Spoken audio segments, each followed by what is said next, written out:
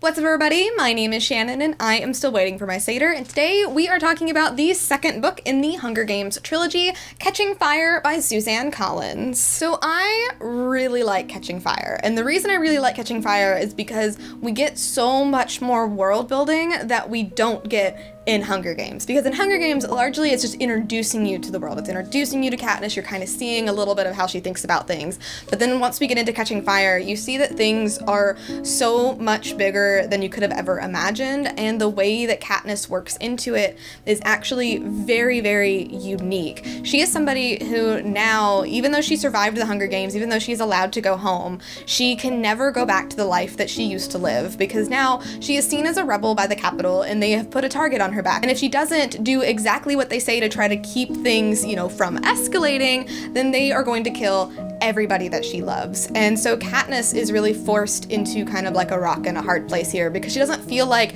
she can talk to anybody. She doesn't really feel like she can properly express what's going on. She wants to run away, but she knows that she can't. She wants to survive. She is a survivor, but she does still care deeply for all of these people that she has allowed get close to her, and that's just complicating matters for her. And on top of all of that, everything that she's doing isn't working. There is still like little sparks of rebellion here and there, and somehow it's all connected to her. Somehow it all comes back to her Mockingjay pin, and she's not quite sure what's going on or how it works into it, because she is very much focused in on herself and what's going on. And what's happening is that we're going into the 75th Hunger Games. This is a big anniversary year, and in celebration of that, what they have decided to do is get their tributes from their existing pool of victors, which means that Katniss is going back into the arena. I think this is a really interesting way to go, seeing Katniss have to go through everything again, seeing her having to relive all of this trauma, and then also getting to see her interact with people who have also gone through what she's gone through, seeing that she isn't exactly alone.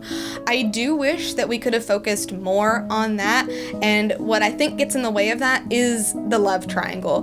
This book focuses a lot on the Gale versus Peeta thing, and it's really annoying because neither of these boys are that great for her. If you saw my video when I talked about the Hunger Games, I did talk about how I don't like Peeta and all of the baggage that's connected to him, and Katniss actually in this book makes the exact same argument that I made in that video, so there you go.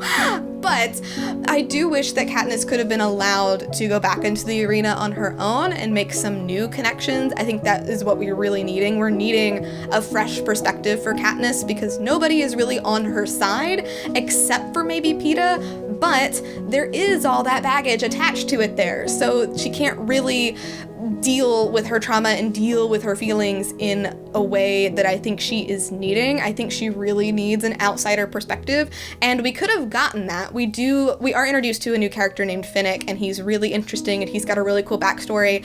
I just wish that we could have gone a little bit deeper into it. I still think it's absolutely amazing, and what's cool about it is that we're learning how Katniss is a pawn in everyone's game, and that her destiny is completely outside of her control. And where Mockingjay comes in is you see Katniss deal with that, and you see her finally being faced with that, seeing, that it's her future being outside of her control is a lot larger than just the Capitol trying to control her. And I've said this before, I don't really remember a whole lot from Mockingjay, so I'm excited to revisit that, and I'm very interested to see where all of that is going to go. But thank you guys so much for watching this video. If you liked it, be sure to hit that like button down below, and don't forget to subscribe so you can talk books with me every week. That is everything got for you today, and I will see you guys next time.